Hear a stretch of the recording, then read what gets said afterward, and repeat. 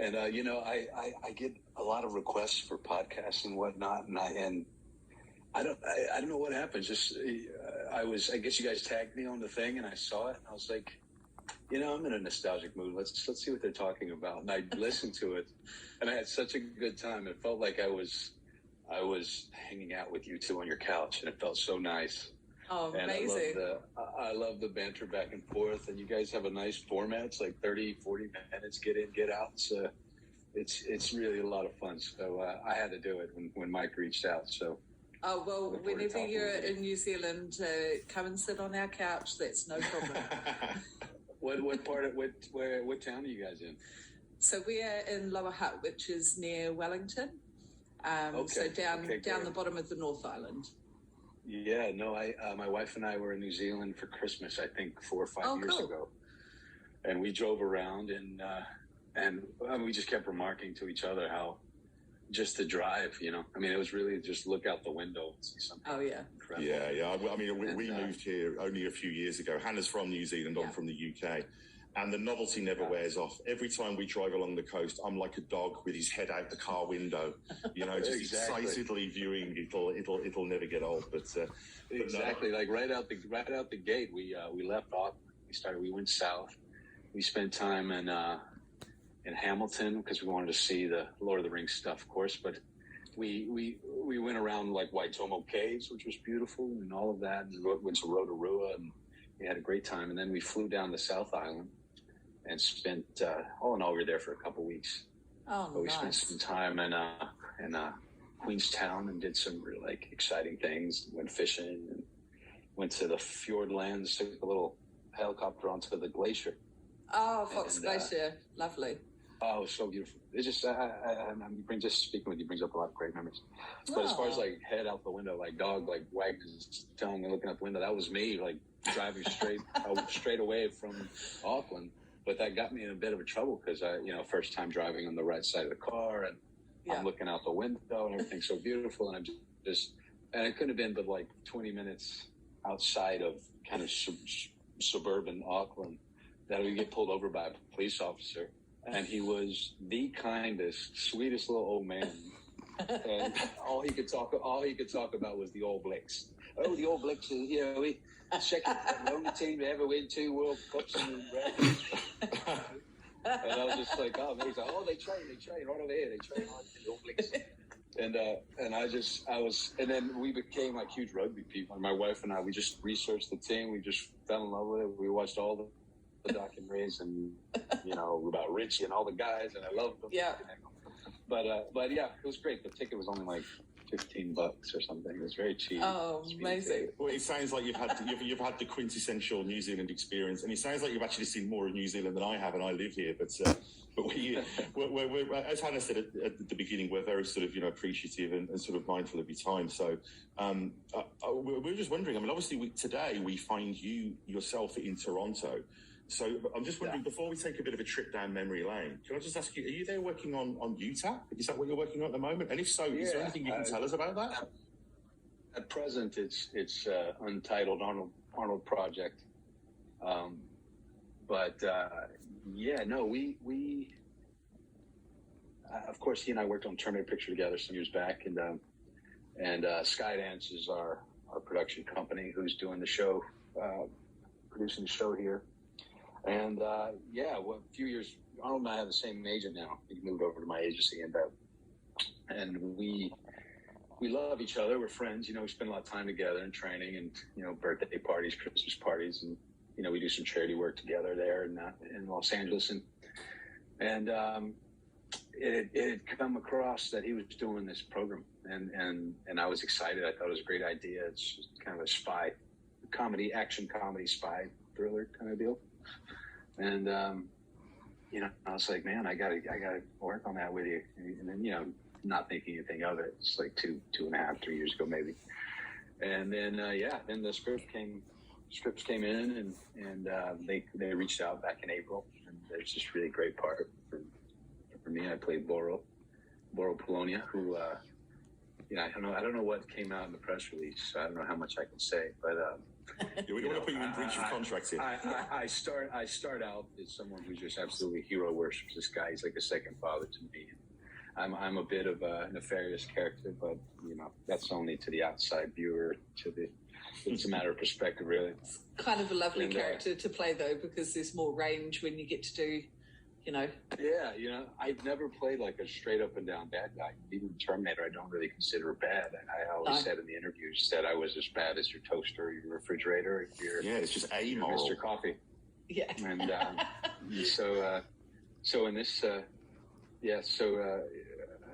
I just was really excited by it. So that's what we're making now. It's a show for Netflix. It should be out, probably second quarter next year. And I'm not sure if that's complete speculation, but as far you do enough of these, you kind of get a sense of release schedules. But that's definitely not official. But I feel like sometime next year you'll see the shows. We're definitely looking forward to that one. And from interviews with you, and I guess from sort of your sports background and the physicality of your performances, you really get the sense that you're a hard worker. And I've heard a lot about Arnie's work ethic as well. And I was just wondering if that's been the case in your experiences with Arnie, and also does that align with your own work ethic? Absolutely. No, you hit the nail on the head there.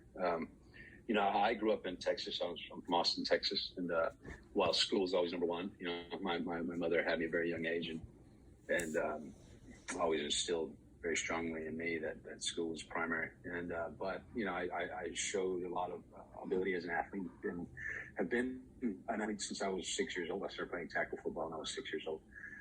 So I just I know what it is to be in a team atmosphere. I know what it is to lead by example and lead from the back.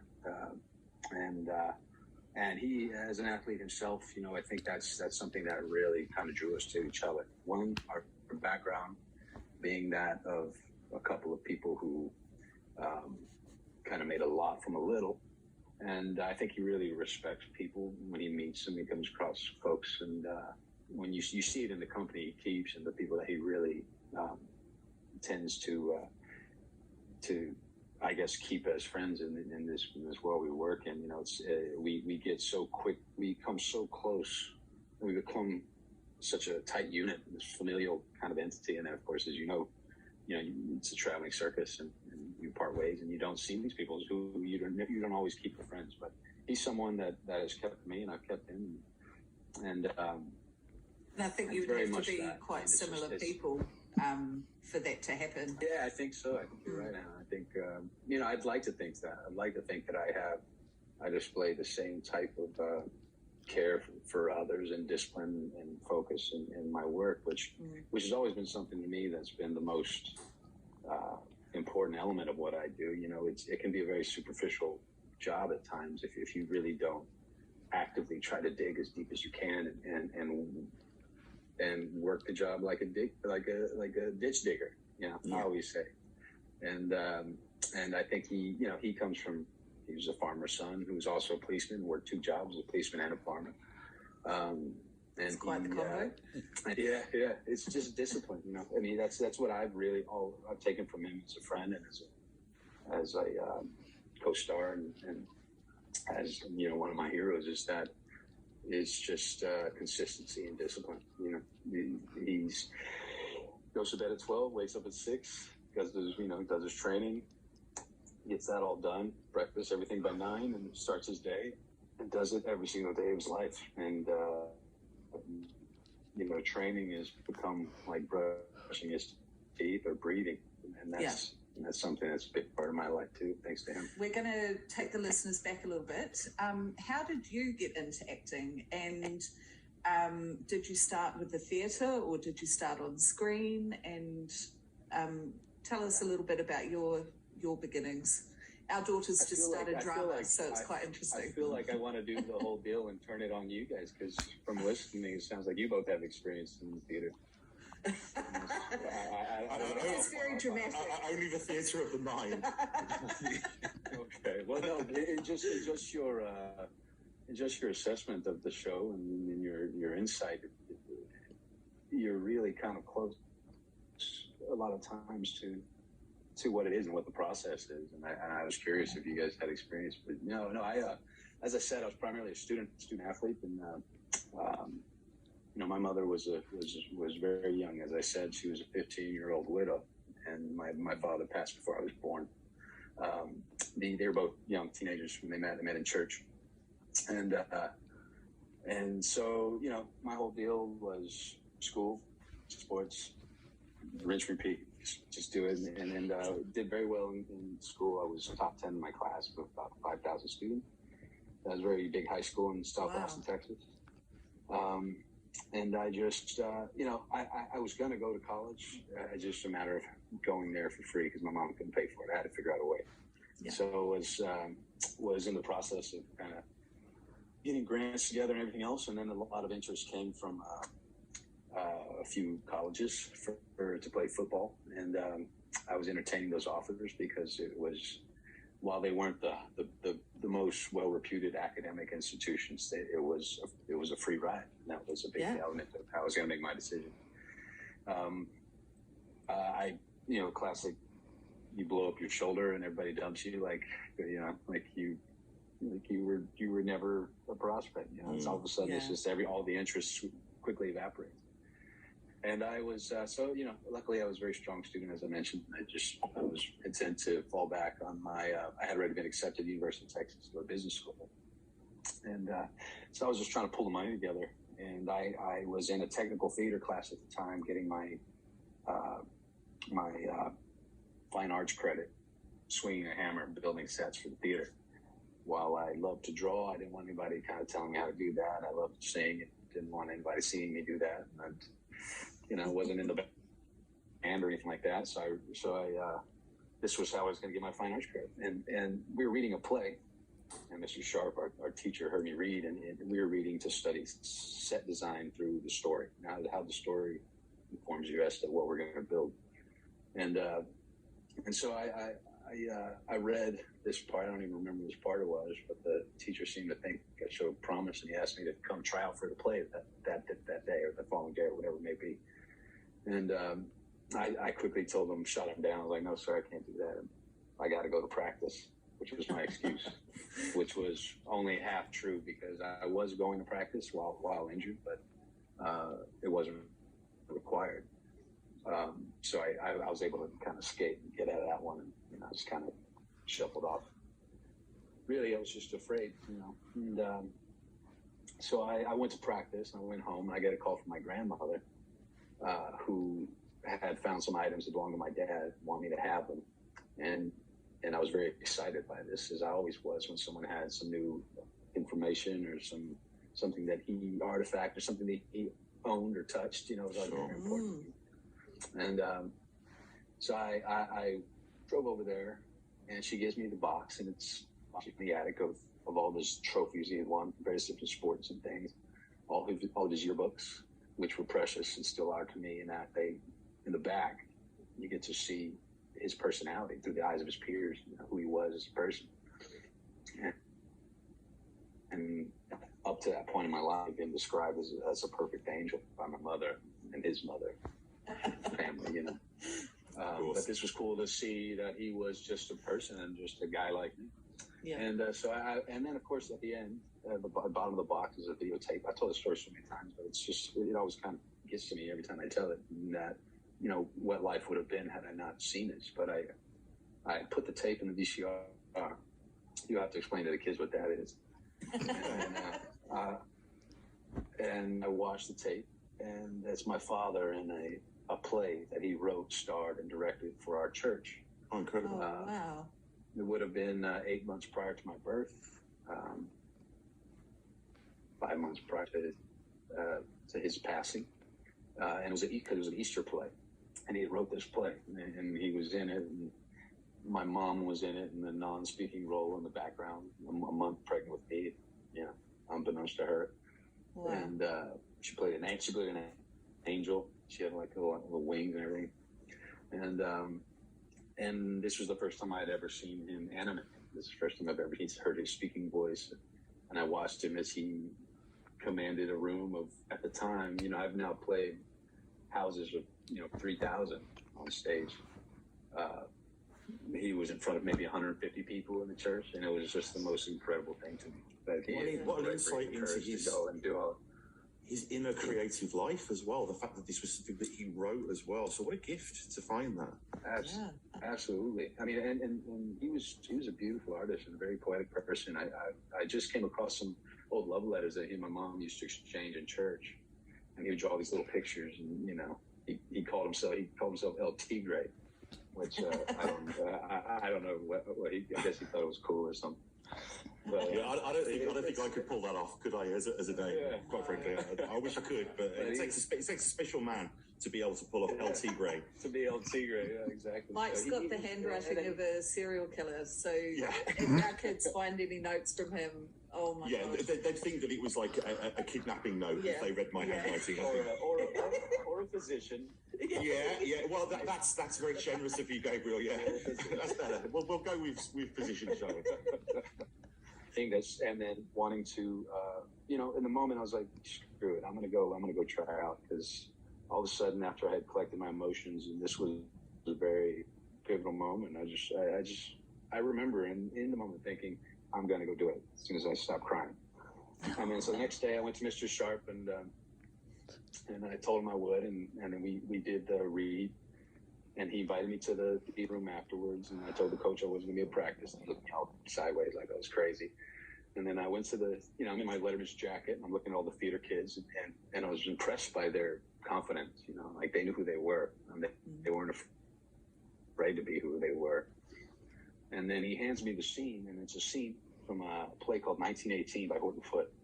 And it was, he gave me the pages. It was the lead character talking to this older woman, asking her, he's standing in front of two unmarked graves, asking which one belongs to his father. And I remember in my mind, I was like, I've done this before. I know what this feels like. I've stood at my father's grave hundreds of times. I know exactly what this feels like. And all of a sudden, all the pressure and the fear and everything just completely alleviated. It was involuntary breathing, Just raw performance. Just felt very natural. I just felt like I've done this before, and I just said the words and stood there and said the words, which to this day, eventually I did the play. So a woman saw it. She gave me a full ride to St. Edward's University to go to school.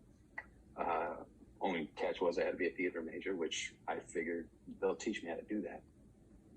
But in essence, in truth, as much as I learned in school, that first moment of being stand still, say the words, have the experience, live a life to where you have enough experience that when you step up to the mark, that you're not a phony. You can just tell the truth. And there's a lot to be said about that.